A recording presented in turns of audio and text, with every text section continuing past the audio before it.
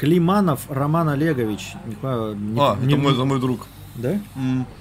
Жена... нет, не он. Ну просто Климанов... Полный тезка. Ну я знаю Климанов Роман, не знаю отчества. Жена, слово сразу же отрубаю, что я знаю, что он точно не женат. Понятно. Прогоняет спать на кухню спать. Прогоняет спать на кухню спать на маленький неудобный диван из-за того, что я очень громко храплю. Это действительно так, громко храплю. Тоже громко. Она периодически просыпается из-за храпа, когда я рядом. Беруши надевать не хочет, говорит, что я создаю проблему. Кто прав и что делать? Раскармливай жену, чтобы она тоже начала громко храпеть, вы пару раз поссоритесь, а потом будете жить в мире и просто будете храпеть вдвоем. А разве храп, по мнению ученых, это не внутренний вот этот висцеральный жир? Если начать от него избавляться, то храп первым проходит. Есть несколько нюансов в этом вопросе. И сейчас лекция от Вована. Про храп. Я знаю про храп не понаслышке. Это храп твой. Я знаю про храп не понаслышке. Во-первых, потому что у меня жена храпит. Работает в клинике лечения храпа. Она же детский доктор. Ага. Она у детей храп лечит?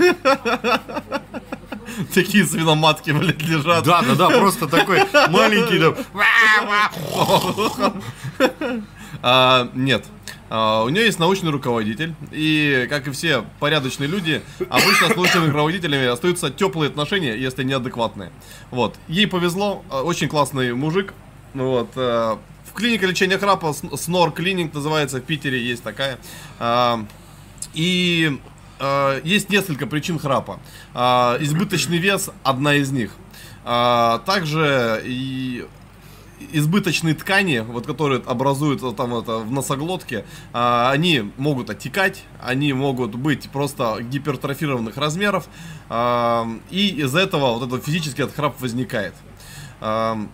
Поэтому лечить храп можно. Это он лечится операционно, он лечится через похудание. Вот, ну это, если мы физиологической стороны касаемся. А если проблема вот с женой, что она выгоняет это, во-первых, есть очень удобные анатомические беруши, которые делаются под слепок. Слушай, а вот есть штучки, я видел их в онлайн всяких магазинах, ну, потому что я храплю, и я тоже когда-то такой думаю, блин, ну, мне жена вроде как бы никогда за все наши годы совместной жизни не предъявляла мне ничего, но, думаю, все равно ей будет приятно, да, куплю какую-нибудь ебалу, есть какие-то штуки, они там налепляются и типа расширяют вот здесь какую-то херню, и ты вроде как не храпишь, они вообще работают или нет? Нет, у тебя храп образуется при дыхании, когда... Короче, вот небо, да, и вот за ним там есть ткани, они их много, и они начинают немножко слипаться от дыхания, то есть ты расслабляешься, когда не говоришь, да, вот они просто соединяются, смыкаются, и при нормальном дыхании они просто начинают вибрировать, то есть там хоть облепить всеми штучками. Может храп в апное переходить? Поясни, что такое апноэ? Ну, апноэ это когда ты типа не можешь дышать, ты прям задыхаешься. Да, может. Может, да?